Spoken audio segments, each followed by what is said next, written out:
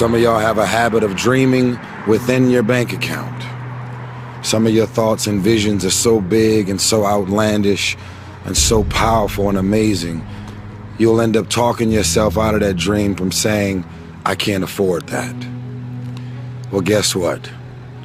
There's a lot of shit I can't afford. There's a lot of visions and dreams that I still can't afford. I've always had this idea that one day I'm gonna meet a multi-billionaire, and with this multi-billionaire, we're gonna become the best of friends. And he's gonna say to me, Tyrese, I got all the money in the world, but I don't have your visions or your ideas. And I'll say to him, I got you. I'm not gonna lie to you. I'm not gonna waste your time. I got big visions and ideas. I can't afford them all, but it's not gonna stop me from having these visions and ideas. I came here to remind you that when people laugh at your visions and ideas, it's only because they don't have their own visions and ideas around what they're supposed to do with their life or their careers. People that don't have any dreams for themselves, they tend to be dream killers. People that don't have their own visions, they become vision killers. They want nothing more than to talk you out of your own visions. They don't have dreams for themselves. They don't have any hopes. They're hopeless. They're uninspired, unmotivated. They have no dreams. They have nothing that they're ambitious about. But I want to remind you to continue to dream and dream big. I have a habit of dreaming with my eyes open. I get very inspired by the things I see. I'm inspired by architecture. I'm inspired by photography.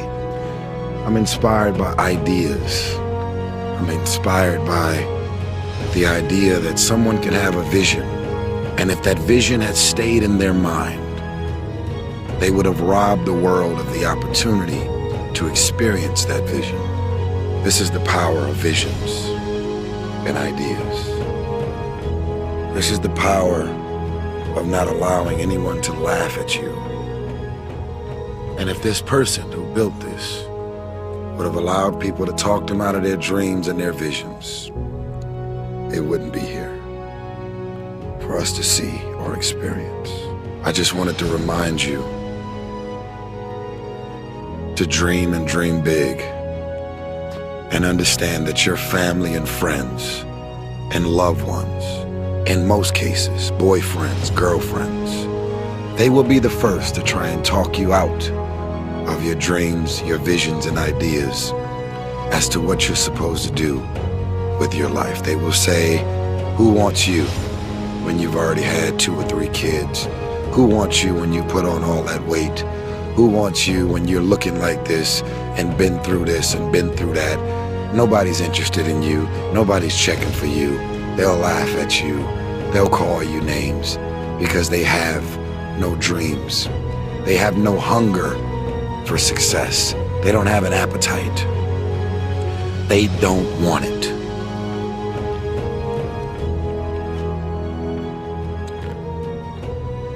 I want to win so bad. My hunger and appetite for success is intimidating. I come up with new visions and ideas every single day. And people around me say, slow down, stop. You're doing too much. Your appetite is too big. I can't help myself. I want to win. I'm a billionaire. If you make it to the end of this video, I want you to write,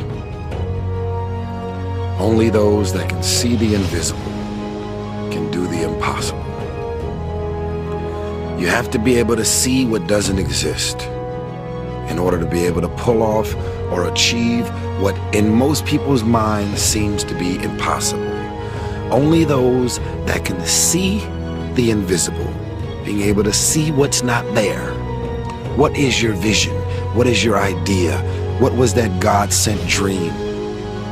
Only those that can see the invisible can do what seems to be impossible.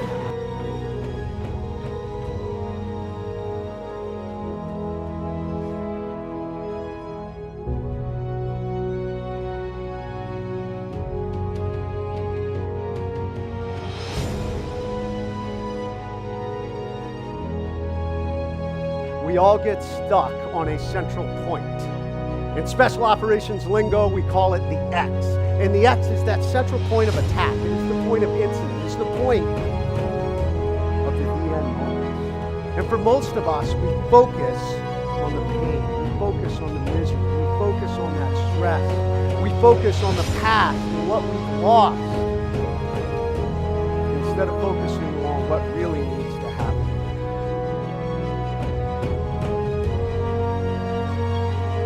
You've lived a life dominated by doubt and fear. How do you step into bravery? Step. That's how you step into bravery. Step. Take the step. Step aggressively towards your fear.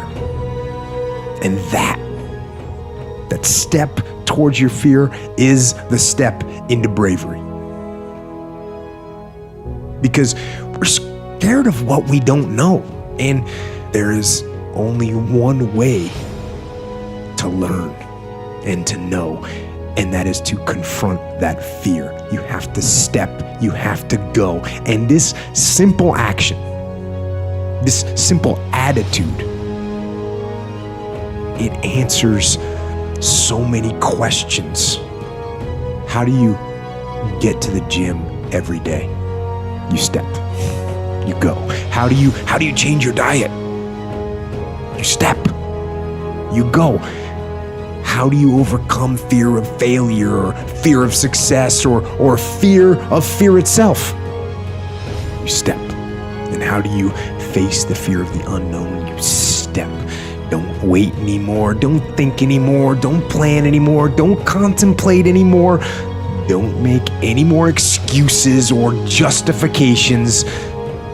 Don't rationalize anything else. No, no, and no. Instead, be aggressive. Take action now. And what is the first action that you need to take? What's the first step you need to take? The first step you need to take is just that. Step.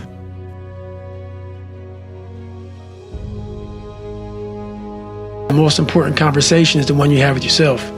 You wake up with it, you walk around with it, you go to bed with it. Eventually, you act on it. Sometimes you act on it good, sometimes bad. You got to change the internal dialogue. That person in your head that's talking that shit to you, until you change the internal dialogue in your head, until you callous over the victim's mentality that the world is out to get you because of you are the only, you got to change that shit, man.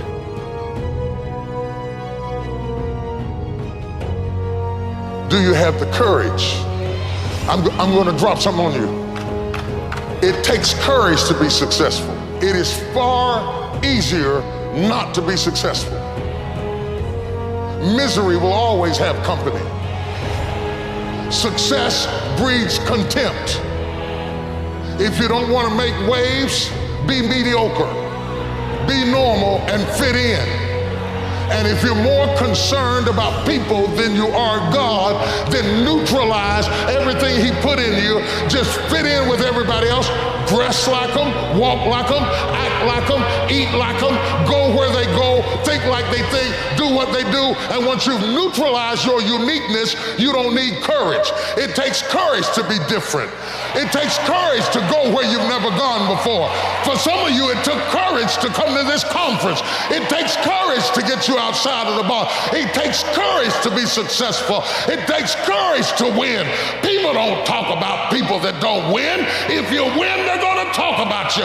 Do you have the courage to